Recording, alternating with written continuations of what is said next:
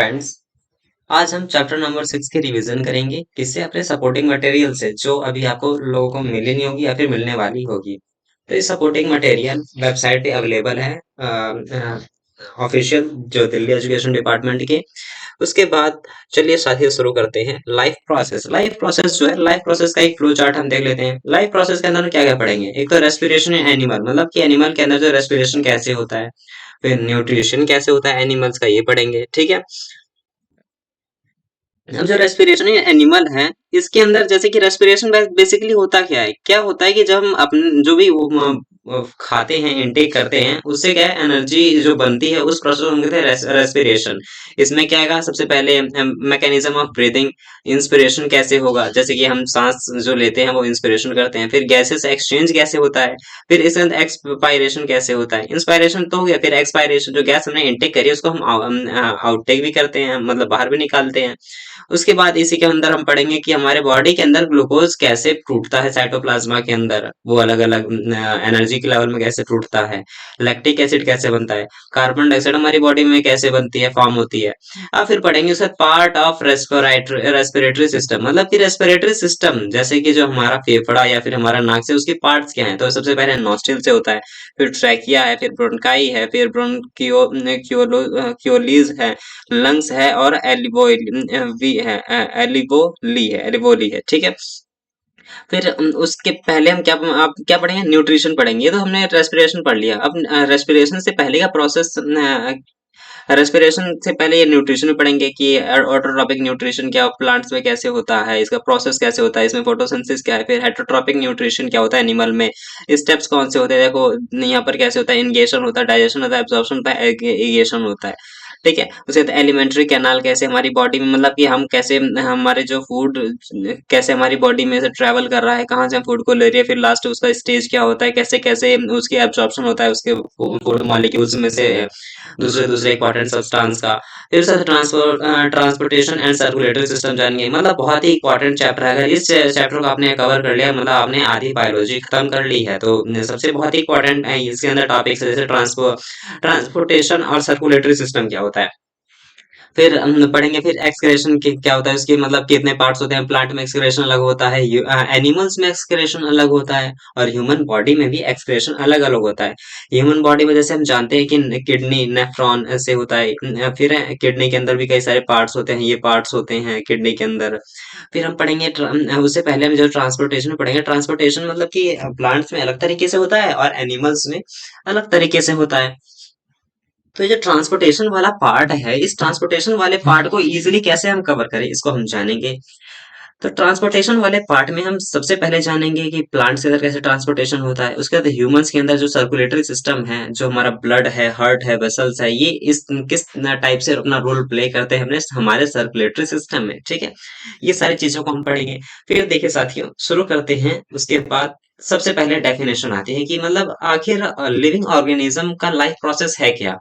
ठीक है। जितने भी लिविंग ऑर्गेनिजम्स है, all living things perform a life process, मतलब वो सर्टेन, वो कुछ स्पेसिफिक क्रियाएं करते हैं अपने लाइफ लाइफ प्रोसेस के लिए। जैसे कि वो ग्रोथ करते हैं, एक्सक्रेशन करते हैं, रेस्पिरेशन करते हैं, और सर्कुलेशन उनकी बॉडी में होता है, और भी ऐसे कई सारी एक्टिविटीज होती हैं। ठीक है। इन सब प्रोसेस के थ्रू ही क्या है, वो ऑर्गेनिज्म जिंदा रहता है, या फिर वो अपने ऑस्प्रिंग्स को आगे बढ़ाता है। ठीक है।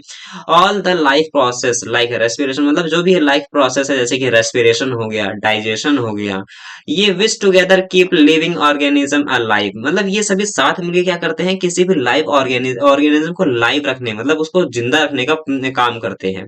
और वो फिर परफॉर्म करता है अपने जॉब को, जो मतलब जॉब को परफॉर्म करता है, जो उसकी बॉडी के लिए मेंटेनेंस है, उसको उसी को हम कहते हैं, इन सबको हम कहते हैं लाइफ प्रोसेस। ठीक है। कि अपने जो अपनी बॉडी के लिए, जो बॉडी को मेंटेन करने के लिए, या फिर पूरे इस अर्थ पे एक जीवन बनाए रखने के लिए जो बेसिकली प्रोसेस जो रिक्वायर्ड होती है, उसको हम लाइफ प्रोसेस कहते हैं। वो कौन कौन से प्रोसेस होंगे? रेस्पिरेशन, डाइजेशन, इगेशन, एक्सक्रिएशन, ग्रोथ, ये सर्कुलेशन, ये सभी क्या है, उसी लाइफ प्रोसेस के अंडर में आता है। ठीक है। ये अब एग्जांपल हम देखते हैं, जैसे कि लाइफ प्रोसेस के अंदर कौन कौन से पार्ट होंगे। तो लाइफ प्रोसेस जो है ना, लाइफ प्रोसेस के अंदर ये पार्ट होंगे। पहले तो डाइजेशन होगा, रेस्पिरेशन होगा, सर्कुलेशन होगा, एक्सक्रेशन होगा। ठीक है। अब धीरे धीरे हम और स्टेप्स को इन्वॉल्व करेंगे। ये जो लाइफ प्रोसेस है, डाइजेशन के लिए डाइजेशन तो हो नहीं गया, इससे पहले क्या होता है। तो चलिए साथी शुरू करते हैं। सबसे पहले हम आते हैं न्यूट्रिशन पे।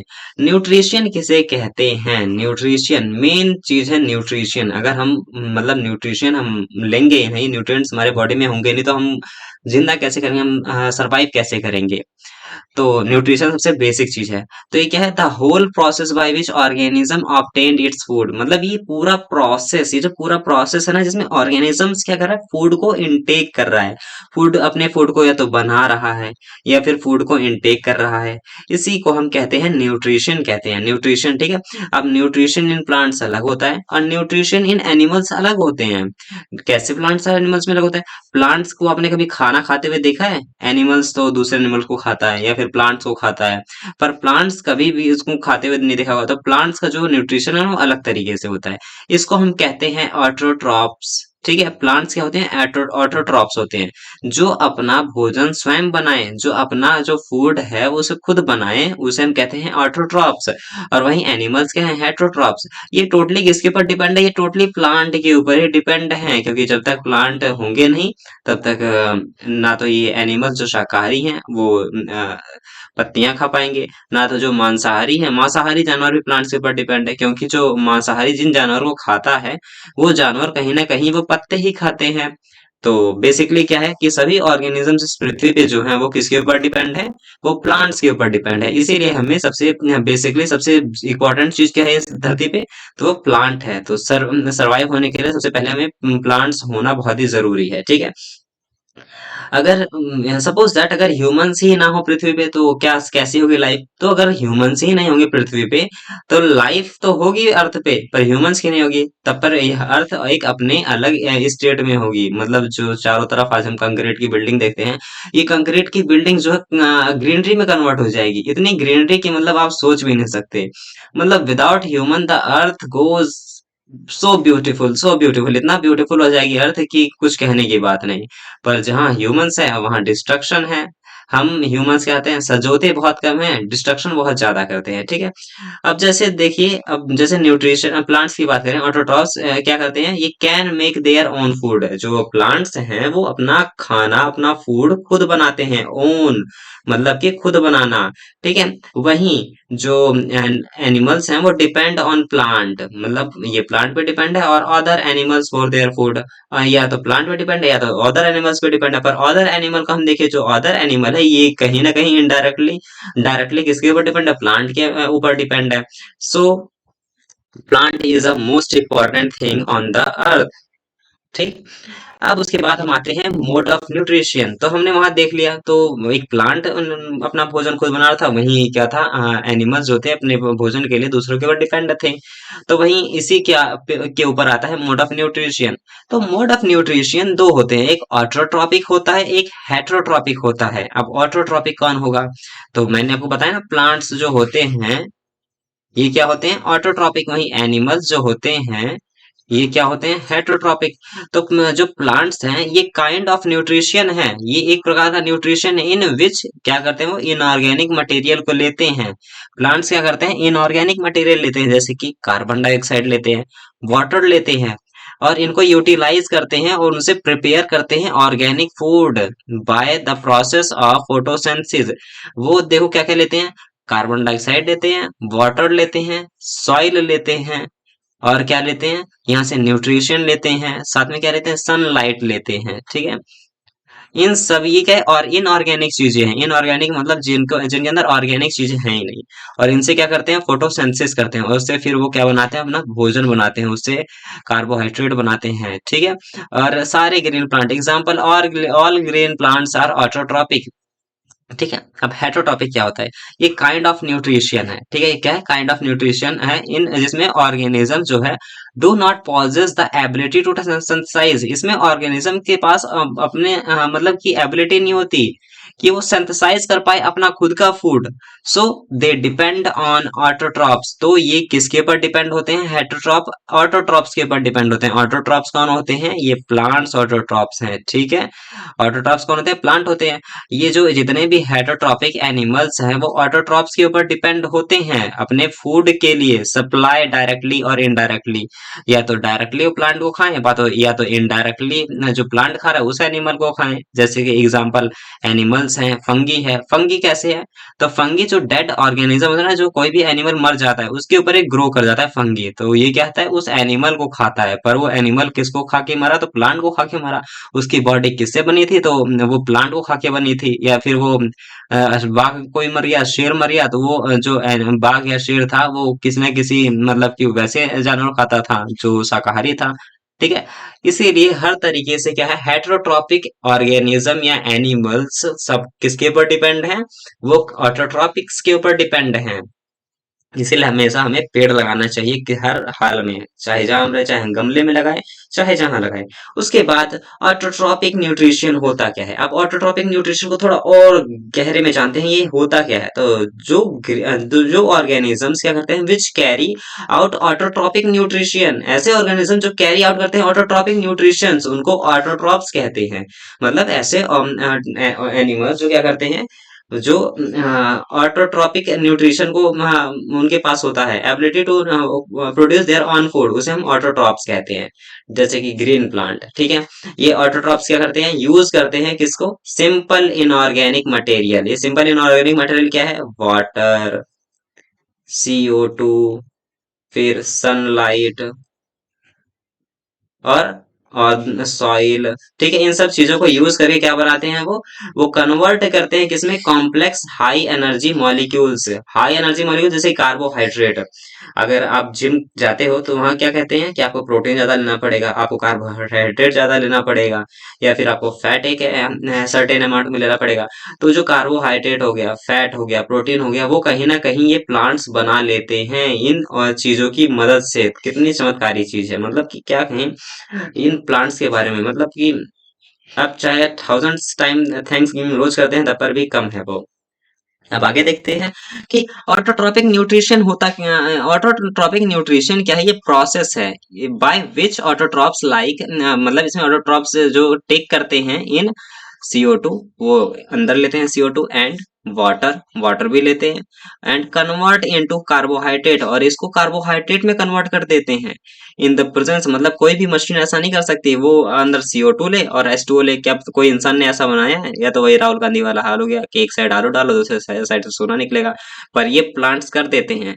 एक साइड से ये वेस्ट मटेरियल मतलब कार्बन डाइऑक्साइड, वाटर डालते लेते हैं, और उसके बदले में क्या देते हैं? कार्बोहाइड्रेट दे देते हैं, ठीक है। In the presence of chlorophyll, और वो किसकी प्रेजेंस में काम करता है? मतलब इन सबकी देख रेख कौन करता है होने का? तो क्लोरोफिल के प्रेजेंस में काम होता है। Chlorophyll sunlight is called photosynthesis. मतलब जब पत्तों के ऊपर, मतलब कोई भी लीफ है, लीफ के ऊपर क्या होता है कि छोटे छोटे पोर्स होते हैं, उन पोर्स के अंदर क्या होता है? स्टोमेटा होता है। स्टोमेटा किससे बना होता है? तो क्लोरोफिल उनके अंदर होती है, ठीक है, जिससे उससे उसका ग्रीन कलर आता है, टेक्सचर आता है। तो इसी कारण से क्या होता है? पत्ते हरे होते हैं, और इसी क्लोरोफिल की प्रेजेंस में क्या होता है कि जब सनलाइट फॉल करती है, सनलाइट इसके ऊपर फॉल करेगी, तो क्या होगा कि वो अपने इनऑर्गेनिक चीजों को मिला के क्या करेंगे? वो कार्बोहाइड्रेट बनाएंगे, ठीक है। इसी प्रोसेस को हम क्या कहते हैं? फोटोसिंथेसिस कहते हैं। इस प्रोसेस को क्या कहते हैं? फोटोसिंथेसिस कहते हैं। अभी इसका इक्वेशन भी है, मतलब क्या बात है कि प्लांट्स जो है केमिस्ट्री पे काम करते हैं, इनके लिए इक्वेशन भी है कि वो 6 कार्बन डाइऑक्साइड लेते हैं। मतलब 6 मॉलिक्यूल्स किसके लेंगे? कार्बन डाइऑक्साइड के लेंगे, प्लस में 12 मॉलिक्यूल्स किसके लेंगे? वाटर के लेंगे। और इसके ऊपर जब सनलाइट पड़ेगी, और सनलाइट कहाँ पड़ेगी? क्लोरोफिल पे पड़ेगी, पत्तों पे पड़ेगी, तो ये किस में कन्वर्ट कर देंगे? इन दोनों चीजों को ये कन्वर्ट कर देंगे C6H12O6 में। ये क्या है? ग्लूकोज है।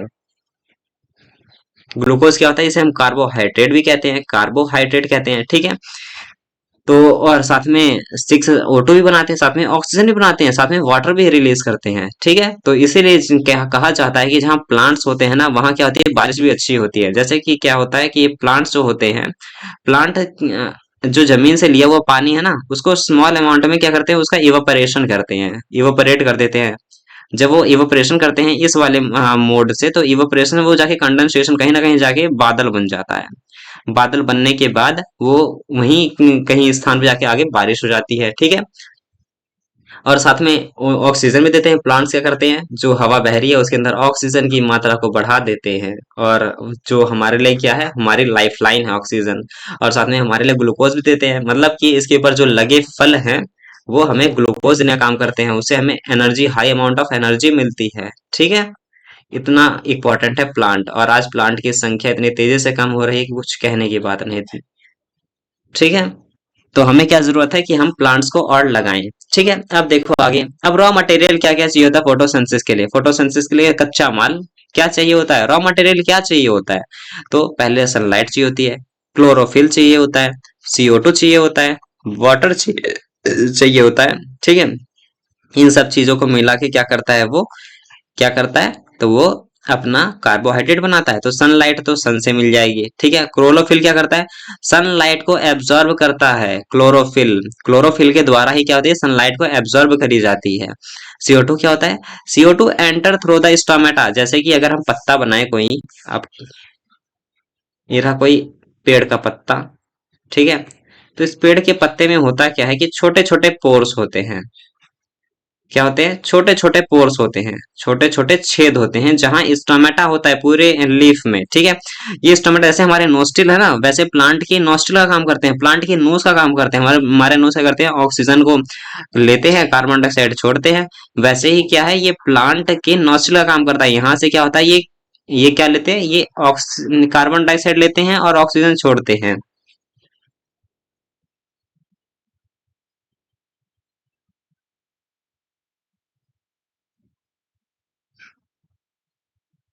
ये ऑक्सीजन लेता है, उसके बाद क्या होता है कि ये ऑक्सीजन को रिलीज करते हैं by product through stomata, stomata leaves के द्वारा।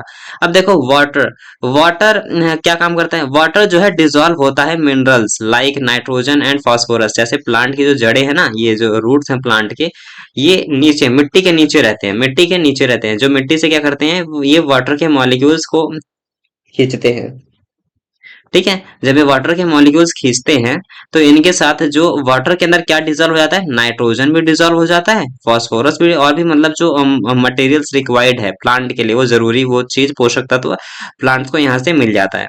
ये फिर उसके बाद ये टेक अप करते हैं रूट्स से फ्रॉम द सॉइल, ये मिट्टी से निकालते हैं अपने रूट्स से, प्लांट के ऊपर तक पहुंचाते हैं, ठीक है। आपको समझ में आ गया कि रॉ मटेरियल्स क्या क्या यूज होते हैं, ठीक है। अब देखो साइट ऑफ फोटोसिंथेसिस, मतलब फोटोसिंथेसिस की साइट क्या है, साइट क्या है। तो फोटोसिंथेसिस मतलब होती कहां पर है, तो क्लोरोप्लास्ट जो है लीफ के अंदर, जैसे कि हमने लीफ का स्ट्रक्चर देखा, तो लीफ में क्या था कि इसका ग्रीन कलर है क्यों, तो क्लोरोफिल के कारण। क्लोरोफिल के अंदर जो क्या है, क्लोरोप्लास्ट है, CHLO और क्लोरोप्लास्ट है, ठीक है। क्लोरोप्लास्ट जो लीफ के अंदर है, क्लोरोप्लास्ट क्या कंटेन करता है, क्लोरोफिल कंटेन करता है। एक ग्रीन कलर का पिगमेंट होता है, ठीक है। पहले क्लोरोप्लास्ट के अंदर क्या होगा, तो क्लोरोफिल होगा। ये क्या होता है, ये ग्रीन कलर को प्रोड्यूस करता है, किसको, फोटोसिंथेसिस को, ठीक है। यहीं पर क्या होता है, ये सनलाइट एब्जॉर्ब होती है, ठीक है। उसके बाद मेन इवेंट ऑफ फोटोसिंथेसिस, जैसे कि, और यहीं पर क्या होता है, क्लोरोप्लास्ट के अंदर ही क्या होता है, फोटोसिंथेसिस का प्रोसेस होता है। जैसे क्लोरोप्लास्ट एक तरीके फैक्ट्री का काम करता है, ठीक है। इस फैक्ट्री के अंदर ही क्या है, सारा प्रोसेस होता है, ठीक है। सनलाइट इसके ऊपर पड़ेगी, फिर ये सारा काम करेगा, ठीक है। अब main event of photosynthesis, photosynthesis के मेन इवेंट्स क्या हैं, मतलब फोटोसिंथेसिस के इवेंट्स जाने तो अब देखते हैं क्या होता है। सबसे पहले क्या होता है, absorption of light energy by chlorophyll, मतलब किसका क्या एब्जॉर्प्शन होता है, and absorption of light energy. जैसे कि सन से जो लाइट आई, यहाँ सन है, तो सन से क्या होगा कि जो लाइट आएगी उसको एब्जॉर्ब सबसे पहले कौन करेगा, तो ये क्लोरोप्लास्ट एब्जॉर्ब करेंगे। सबसे पहले कौन काम करेगा, तो ये क्लोरोफिल जो है या क्लोरोप्लास्ट जो है वो किसको एब्जॉर्ब करेंगे, तो सनलाइट को एब्जॉर्ब करने का काम करेंगे। देन उसका नेक्स्ट देखते हैं। उसके बाद कन्वर्जन ऑफ लाइट एनर्जी, जो लाइट से एनर्जी मिली है उनको उनको कन्वर्ट करेंगे इनटू केमिकल एनर्जी में। अब जो लाइट एनर्जी आई है ना पत्तों के ऊपर, उसको ये किस में कन्वर्ट करेंगे, केमिकल एनर्जी में कन्वर्ट कर देंगे, ठीक है। जब केमिकल एनर्जी में कन्वर्ट कर देंगे तो उसके बाद ये splitting breaking of water and hydrogen and oxygen. तो ये जो उन्होंने रूट से अपने वाटर लिया था, मतलब जो, अगर हम प्लांट का स्ट्रक्चर देखें तो कुछ इस टाइप से होता है,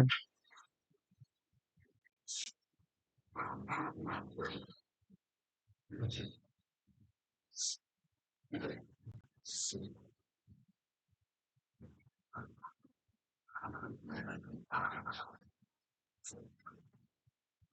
है, मिट्टी के नीचे है। तो ये प्लांट के यहाँ रूट से जो इन्होंने वाटर को लिया था, जब ये वाटर ऊपर पहुंचेगा लीफ में, तो ये वाटर को किसमें, जो H2O है, इसको ब्रेक डाउन करेंगे। H2O को इस लाइट की हेल्प से, जो लाइट को केमिकल एनर्जी में कन्वर्ट किया है, इसको ऑक्सीजन में ब्रेक डाउन करेंगे, साथ में हाइड्रोजन में ब्रेक डाउन करेंगे। ठीक है, उसके बाद क्या होगा, reduction of CO2 to carbohydrate से जो कार्बन डाइऑक्साइड जो इन्होंने लिया है उसको किस में कन्वर्ट करेंगे, ये कार्बोहाइड्रेट में। तो इसका फॉर्मूला क्या बना था, 6CO2 प्लस में जब 12 H2O ले लेंगे तो ये क्या करेंगे, ये क्लोरोफिल होगा, सनलाइट, और क्लोरोफिल के अंदर क्या करेंगे, ये C6H12O6 के अंदर कन्वर्ट कर देंगे। ये क्या है, ग्लूकोज। साथ में क्या होगा, यहाँ पर O6O2 ऑक्सीजन निकलेगा, और साथ में 6H2O वाटर निकल जाएगा। ठीक है, तो पता चला क्या क्या निकला। अब ये जो मेन फंक्शन है कि ये होता कहाँ है, जो फिर कार्बोहाइड्रेट क्या हो जाएगा, निकल जाएगा। उसके बाद स्टोमेटा, स्टोमेटा क्या है, tiny pores present on the surface of the leaf. मतलब अगर हम लीफ को देखें ना, जब हम लीफ बनाते हैं तो ये क्या होते हैं, छोटे छोटे इसके ऊपर छेद से होते हैं। ठीक है, बीच में एक लाइन होती है, और यहाँ पर जब माइक्रोस्कोप के अंदर हम देखें ना, बहुत ही छोटे माइन्यूट पर जो हमें आंखों से दिखाई ना दे, पूरे पत्तों पे फैले होते हैं। ठीक है, तो वो क्या होता है, वो स्टोमेटा ही होता है। ये छोटे छोटे पोर्स होते हैं, पोर्स मतलब छेद होते हैं, जो प्रेजेंट होते हैं किसके ऊपर, सरफेस ऑफ द लीव्स। इसी को हम स्टोमेटा कहते हैं। अब फंक्शन क्या होता है इसका, जैसे हमारे नाक है ना, नाक क्या काम करती है, गैसेस को मतलब कार्बन पूरा ऑक्सीजन और मिक्सचर वाली गैस लेती है, फिर उसमें से फिल्टर करके जो अनवांटेड गैस है उसको बाहर निकाल देती है, मतलब एक्सचेंज करती है गैसेस का।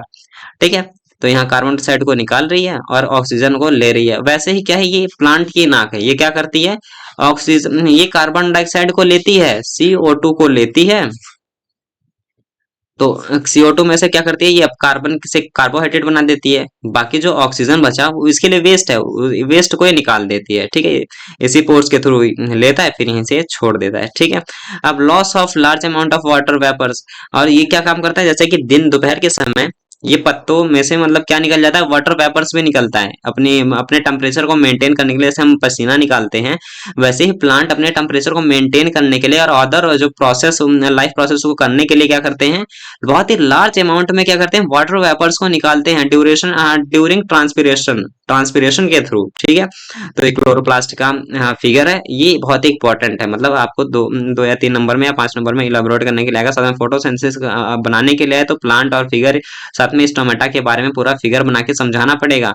तो यहाँ पर देखो, ये गार्ड सेल है, जो बीन्स के शेप का है ना, ये गार्ड सेल होता है। गार्ड सेल क्या करता है, जब दिन के समय मतलब सुबह के समय तो ये ना गार्ड सेल के अंदर पानी भर जाता है, तो पानी भरने से फूल जाते हैं, फूलने से ये जो ओपनिंग है ना, ये खुल जाती है, और यहाँ से वो गैसेस का एक्सचेंज करने लगते हैं।